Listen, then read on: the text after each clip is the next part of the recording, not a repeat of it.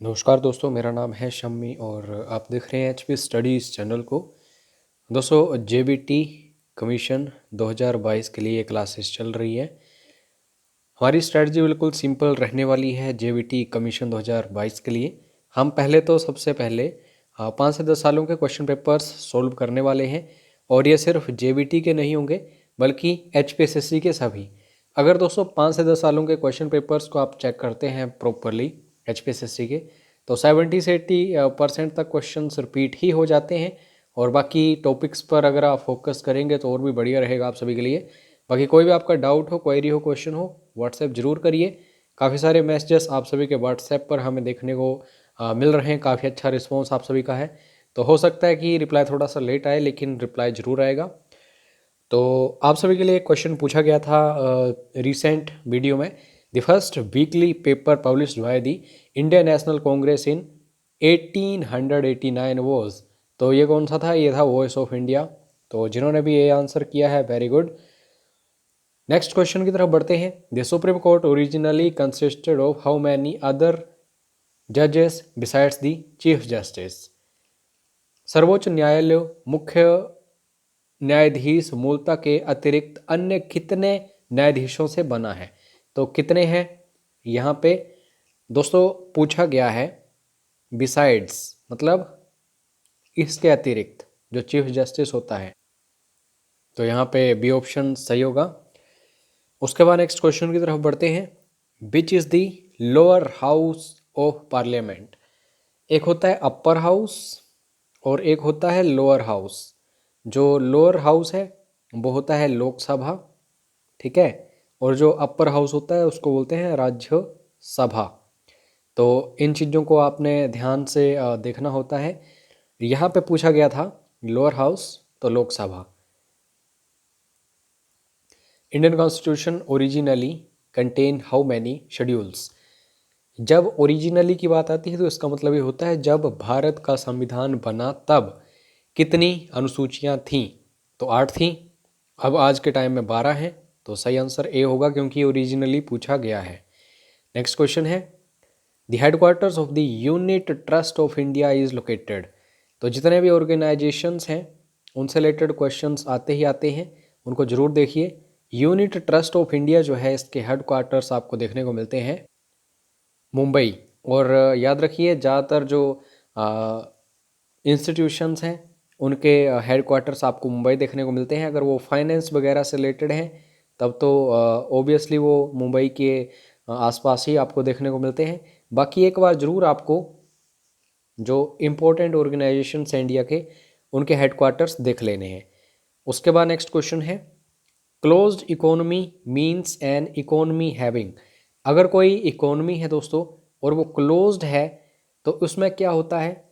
Suppose करो ये India है, ये है अदर कोई कंट्री, यूएसए मान लिया, या फिर तीसरी कंट्री भी ले लूँ यूएई मान ली। तो अगर क्लोज्ड इकोनॉमी होगी तो सिर्फ भारत का भारत में ही सब कुछ रहेगा। ऐसा नहीं होगा कि यूएसए या फिर यूए के साथ भी हमारा जो व्यापार वगैरह है हमें देखने को मिलेगा। नो एक्सपोर्ट्स और इम्पोर्ट्स। सीधी बात अगर मैं बताऊं तो एग्जिम बैंक जो है वो ये सब कुछ देखता है, इंपोर्ट्स एक्सपोर्ट्स वगैरह। ये जियोग्राफी का बहुत इंपॉर्टेंट क्वेश्चन है। इंटरनेशनल डेट लाइन जो है पास करती है किस स्टेट के थ्रू? जो स्टेट होती है दोस्तों इसको हम जल संयोजी हिंदी में बोलते हैं, ठीक है। तो बेरिंग स्ट्रेट जो है इसके थ्रू दोस्तों डेट लाइन पास होती है। मतलब ये सपोज करो कि डेट लाइन है तो इसके पिछले दिन पिछला दिन होगा और इसके आगे अगला दिन होगा। तो ये होती है date line, international date line इसको बोलते हैं। बेरिंग स्ट्रेट जो है यूएसए वगैरह अमेरिका उस तरफ हमें देखने को मिलता है ये बेरिंग स्ट्रेट बिल्कुल ऊपर, ठीक है, ग्लोब के। अब नेक्स्ट क्वेश्चन है the amount of actual water vapour of air is known as. अगर वायु के वास्तविक जल वाष्प की मात्रा की बात करें तो इसको हम एब्सोल्यूट ह्यूमिडिटी यानी कि निरपेक्ष आर्द्रता बोलते हैं। ये विज्ञान का क्वेश्चन है, साइंस का क्वेश्चन है। ए ऑप्शन सही है। यह है बच्चों वाला क्वेश्चन। और वीडियो के स्टार्टिंग मैंने आपको बताया था कि 70 से 80% क्वेश्चन जो हैं वो रिपीट हो जाते हैं। अगर 5 से 10 सालों के क्वेश्चन पेपर्स आप देखेंगे तो ये उन्हीं में से एक क्वेश्चन है। लार्जेस्ट आइलैंड कौन सा है? तो ग्रीनलैंड, सी ऑप्शन सही है। हुसैन सागर लेक जो है कहाँ पे है? मतलब है ये इंडिया में ही, इतना तो आपको क्लियर हो गया होगा, लेकिन इंडिया में कहाँ पे है ये इंपॉर्टेंट क्वेश्चन है। तो ये दोस्तों हैदराबाद में है, और हैदराबाद तेलंगाना में है। इतना तो आपको पता ही होगा, हैदराबाद जो है ये तेलंगाना की राजधानी है। पहले ये आंध्र प्रदेश की राजधानी हुआ करती थी। अच्छा, कमेंट करके ये बताना आंध्र प्रदेश की कितनी राजधानियां हैं। अगर आप में से कोई स्टूडेंट नाम भी बताना चाहता है उन राजधानियों के, इतना तो क्लियर है कि एक से ज़्यादा है। ठीक है, एक से ज़्यादा राजधानियां हैं आंध्र प्रदेश की। अगर आप में से नाम भी जानते हैं उन राजधानियों के तो ज़रूर बताना। अदरवाइज़ आप बताइए 1 2 3 4 कितनी कैपिटल्स हैं आंध्र प्रदेश की। ठीक है, नेक्स्ट क्वेश्चन। शिवा समुद्रम वाटरफॉल्स जो हैं ये किस नदी पर हैं? तो ये भी क्वेश्चन बहुत बार आता है और ये भी रिपीटेड क्वेश्चन है। शिवा समुद्रम जलप्रपात ये दोस्तों कावेरी नदी पर हमें देखने को मिलता है। क्या आप में से कोई स्टूडेंट कमेंट करके बता सकता है शिव समुद्रम वाटरफॉल्स जो हैं किस स्टेट में है? उस स्टेट का नाम बताइए। ठीक है, और जो मैं क्वेश्चंस पूछता हूँ उन्हें आप ऐसे मतलब सीरियसली लिया कीजिए, क्योंकि ये क्वेश्चंस भी एग्जाम्स में आते हैं या फिर आए हुए हैं, इसलिए मैं ये क्वेश्चंस पूछता हूँ। अब इंग्लिश जो है और हिंदी इसको देख लेते हैं, क्योंकि ऐसा तो है नहीं कि ये जो आपका एग्ज़ाम होने वाला है जेबीटी कमीशन, इसमें सिर्फ जीके ही आएगा या फिर एचपी जीके ही आएगा या रीजनिंग ही आएगी, सब कुछ आएगा। हिंदी भी आएगी, इंग्लिश भी आएगी, वगैरह वगैरह। तो आपको ये सब कुछ चीज़ें देखनी है। इन सभी ऑप्शंस को ध्यान से देखो और करेक्टली स्पेल्ड चूज करो। हैजार्डस, हैजार्डस कैसे होता है? ऐसे होता है। हैजार्डस जो है इसका मीनिंग क्या है? तो आप इसको डेंजरस बोल सकते हैं, खतरनाक। ठीक है, हैजार्डस। उसके बाद नेक्स्ट क्वेश्चन है, एक ईडियम दिया गया है इन डबल क्विक टाइम, इसका मीनिंग क्या है? एक क्वेश्चन जो है ईडियम से रिलेटेड आता है, इस टॉपिक को अच्छे से देख लेना। इन डबल क्विक टाइम का मतलब है वेरी क्विकली, मतलब बहुत तेज। In double quick time, quick fast, और इन डबल क्विक टाइम और भी ज़्यादा फास्ट, वेरी क्विकली। हालांकि ये इजी था अगर आप ध्यान से पढ़ते। नेक्स्ट क्वेश्चन है, प्रेरोगेटिव जो है इसका सिनोनिम आपको फाइंड आउट करना है। तो सबसे पहले तो इन सभी के मीनिंग्स देख लेते हैं। प्रेरोगेटिव जो है इसका मीनिंग क्या होता है? अगर कोई अधिकार आपको मिला है, सपोज करिए अगर वो आपके लिए है सिर्फ, तो वो एक प्रेरोगेटिव वर्ड आप उसके लिए चूज़ करेंगे।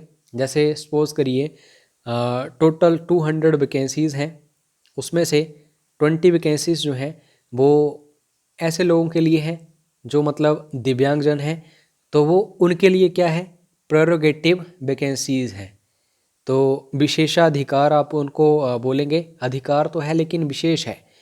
तो सभी को ध्यान से देखो, प्रिविलेज वही होता है, विशेषाधिकार होता है। रिक्वेस्ट जो है एक प्रार्थना होती है। डिज़ायर जो हमारी इच्छा है, और कमांड, कमांड होती है आज्ञा आप कह लो, या फिर आदेश बोलेंगे तो और भी बढ़िया रहेगा, कमांड जो है। तो यहाँ पे सही आंसर जो आया निकल के वो प्रिविलेज आया। प्रेरोगेटिव जो है इसका सही सिनोनिम है privilege. You must dispense dash his service. अब सबसे पहले तो डिस्पेंस क्या होता है, और डिस्पेंस के साथ कौन सी प्रपोजिशन यूज़ होती है ये भी आपको पता होना चाहिए। तो डिस्पेंस के साथ हमेशा विद एडवर्ब यूज़ होती है, प्रपोजिशन यूज़ होती है, और इसका मतलब होता है छोड़ देना। मतलब कोई सर्विस वगैरह जो है अगर उसको छोड़ने की बात हो रही है तो डिस्पेंस विद हम यूज़ करेंगे। You must dispense with his service, मतलब उसकी सेवा जो है वो छोड़ देनी चाहिए। अब यहाँ पे संधि आ गई, यहाँ से एक क्वेश्चन पक्का होता है। संधियाँ जो हैं 3 प्रकार की हैं। सबसे पहली संधि जो होती है वो होती है दोस्तों स्वर संधि, उसके बाद होती है व्यंजन संधि, उसके बाद होती है विसर्ग संधि।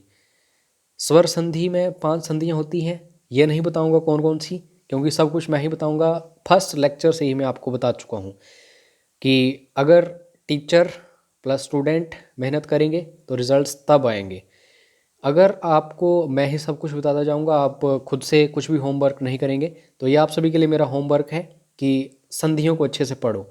स्वर संधियाँ सिर्फ पढ़नी है आपको, ये 5 होती हैं। कौन कौन सी हैं पढ़िए। व्यंजन संधि जो है इसमें नियम यूज़ होते हैं काफ़ी सारे, और विसर्ग संधि में 2-3 रूल्स होते हैं, उनको पढ़ना होता है। तो पाबक कैसे बनेगा? तो दोस्तों अगर अब होता तो सिंपली पो आना था, लेकिन यहाँ पे आब है। हालांकि ये भी मैं आपको बता दूं अयादी संधि है ये। अगर आब है तो यहाँ पे पो आएगा, पो धन अक, पावक बन जाएगा। तो ये चीज़ आपको देखनी है, डी ऑप्शन बिल्कुल सही है। काम पुरुष में समास है तो विशेषण विशेष्यो वगैरह वगैरह ये हमें कहाँ पे देखने को मिलते हैं? ये कर्मधारय समास में। ठीक है, तो ऑप्शंस में देखो आप, कर्मधारय समास है ही नहीं, तो ये आंसर की गलत है, मतलब ऑप्शंस गलत हैं यहाँ पे। अगर वहाँ पे कर्मधारय समास होता तो वही आंसर इसका होना था। बाकियों को भी जरूर देखो, द्वंद्व में क्या होता है, अव्ययी भाव में क्या होता है, बहुव्रीहि में क्या होता है, तत्पुरुष में क्या होता है। यहाँ से क्वेश्चन आते हैं, क्वेश्चन पक्का होता है। रेशमी में प्रत्यय है दोस्तों। रेशम तो आपने सुना ही होगा कि रेशम होता है, तो अब यहाँ पे ई लगाया गया है, डी ऑप्शन बिल्कुल सही हो जाएगा। ये देखो पीताम्बर जो है बार बार पूछा जाता है, पीताम्बर कौन होता है जिसका अंबर पीला होता है? तो किसका होता है पीला अंबर? यहाँ पे भगवान विष्णु जो हैं वो आ जाएगा इसका सही आंसर। विश्व रूप चक्रपाणी मुकुंद, तो यहाँ पे तीनों ही ये सही होने थे। यहाँ पे इन्होंने क्वेश्चन ही गलत पूछा है, तो ए बी सी सभी आंसर आ जाएंगे। ठीक है, बाकी नेक्स्ट हम क्लास में ऐसे ही इम्पोर्टेंट क्वेश्चंस करेंगे। ठीक है, हम कम से कम 10 या 15 क्लासेस जो हैं प्रीवियस ईयर क्वेश्चन पेपर्स की करेंगे।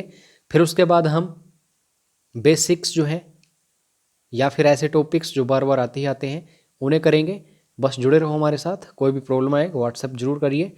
मिलते हैं नेक्स्ट वीडियो में। जय हिंद, जय हिमाचल।